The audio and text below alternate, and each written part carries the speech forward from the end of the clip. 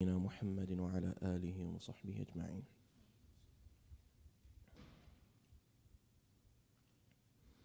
We recited the beginning ayat of Surah Yusuf in our Salat al-Fajr.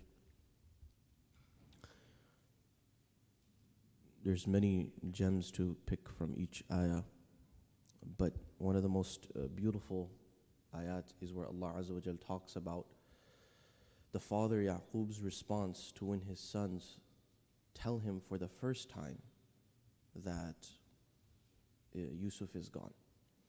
The second time it happens with Binyamin, his brother, but the first time it happens with Yusuf alayhi salam at the very beginning of the story. And the long story short is that the brothers, they decided that the only way to get rid of Yusuf alayhi salam without killing him actually is to throw him in a well. And this was a very well thought out plan, because if you kill him, you have to live with the guilt all your life of having killed your brother. But if you just threw him there, you could justify it to yourself by saying that he could have had a chance to fend off himself. So it's like when you give your opponent a noble chance and say, I'll give you a chance to live, I'll give you a chance to go.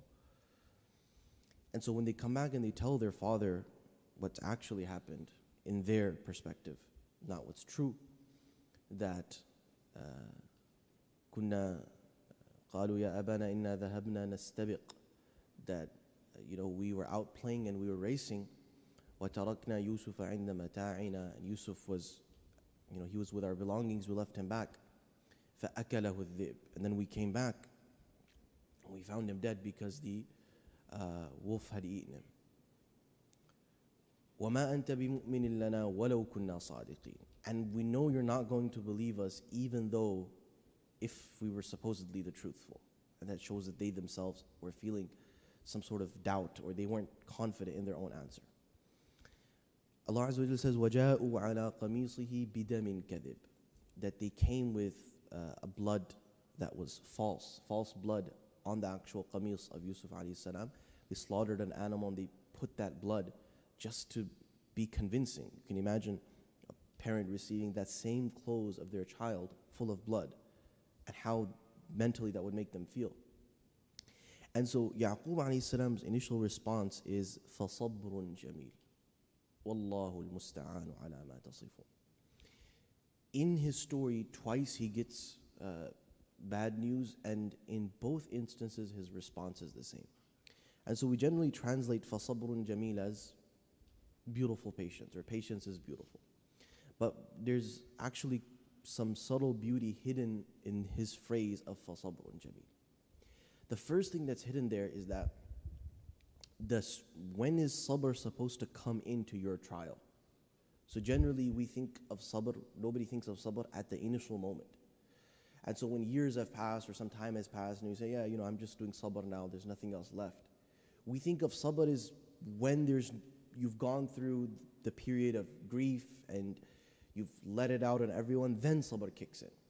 But sabr is at the very start of your trial, and very few people get that. That's why he said, فَصَبْرٌ جَمِيلٌ, patience is beautiful. One of the ways to explain that linguistically is that my patience now is beautiful. Meaning patience is beautiful when it's there at the beginning. That's why the Prophet ﷺ, when he passed by the grave and a woman was crying, and he told her to stop crying, and she said, إِلَيْكَ عَنِّي, she said, get off from me. And then later on someone said, that was the Prophet ﷺ. So she got up in a hurry and she said, Ya Rasulullah, I didn't know it was there.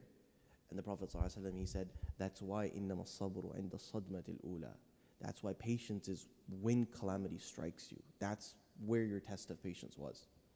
And so the first thing is that he says it because patience comes first in your trial, not after you've gone through it or long into it.